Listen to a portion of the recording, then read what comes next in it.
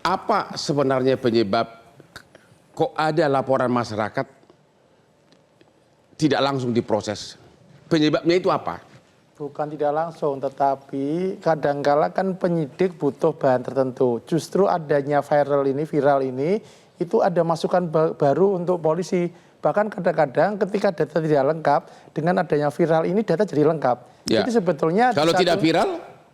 Bisa saja lengkap, tetapi dengan viral ini bisa saja ada tambahan data. Atau sama sekali tidak diproses? Oh bukan, saya kira kalau itu kita harus hormati apa yang dilakukan penyidik, Pak. Ya. Harus kita hormati. Tetapi setidaknya viral ini di satu sisi ada positifnya, karena dia bisa menambah data, bisa mengembangkan data, bisa juga membuka data yang tersembunyi. Jadi Kompolnas pun sebagai institusi mendukung gerakan rakyat untuk no viral no justice? Tidak harus no viral no justice. Apa dong? Tetapi viral ini bisa menjadi substitusi untuk Bang mendukung Hotman, keadilan. saya mau jelas dikit. Ya. Saya kira sebenarnya persoalannya begini, jangan-jangan ya gini.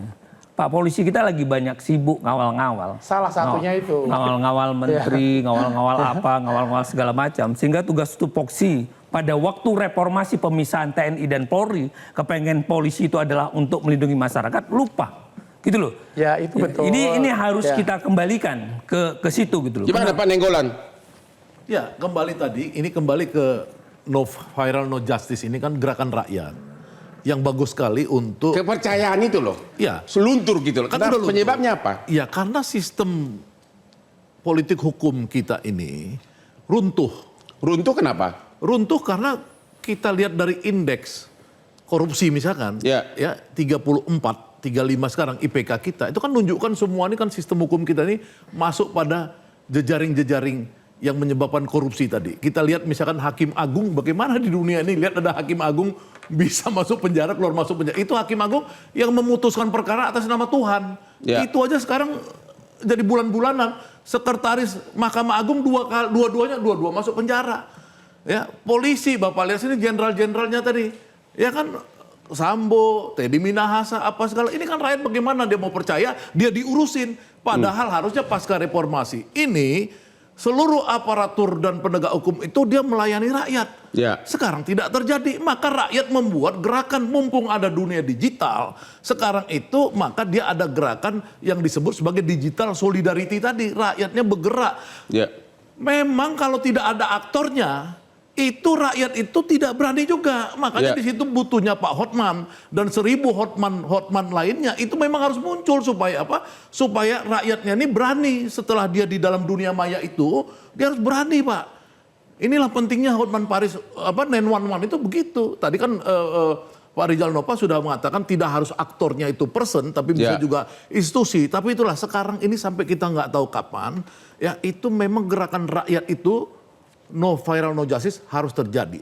Resikonya seperti Bapak sebutkan tadi, itu tergantung resiko dalam situasi Pak Hotman memperjuangkan sisi kemanusiaan orang. Ya di pesantren tadi ada pembunuhan, di lift jatuh apa segala nggak diurus. Bapak masih berhadapan dengan situasi yang masih menurut saya. Tapi ada pertanyaan saya kepada Pak Asmi. Satu lagi Pak, yang paling bahaya kalau Pak Hotman sudah mulai masuk ke yang perusahaan struktural seperti dari Tapera. Ya, itu kan sudah ada kepentingan orang dengan uang triliunan seperti itu. Nah itu mungkin Pak Hotman siap-siap aja untuk mengambil risiko lebih berat lagi. Kalau tadi Pak Hotman bilang udah semua ngancam-ngancam, ini lebih ngeri lagi Pak. Tapi ya itu mudah-mudahan ya kita doakan Pak Hotman terus berani kan untuk membela rakyat di sisi Pak itu. Asmi, kan kita punya ratusan lembaga bantuan hukum.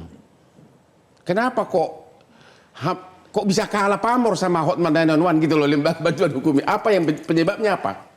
Oke, yang pertama saya bilang gini, tidak selamanya juga ya. Kita sebagai akademisi harus bilang no viral no justice itu tidak selama juga. Ya. Sepanjang kalau pekerjaan itu tidak beres, ada pengecualian. Hari ini misalnya kerja-kerja itu di ruang publik menjadi itu. Ada faktanya dan keadaan. Yang lain harus kita akui juga, harus kita hormati, tidak selamanya.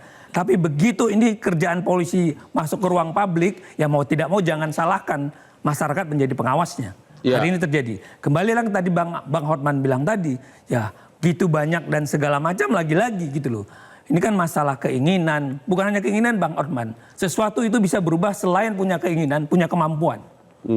Punya kemampuan tapi tidak punya keinginan juga tidak bisa. Bang Hotman hari ini punya punya keinginan untuk menggerakkan negara hukum yang baik, kepengen kualitas penegakan hukum yang baik, dan Bang Hotman punya kemampuan.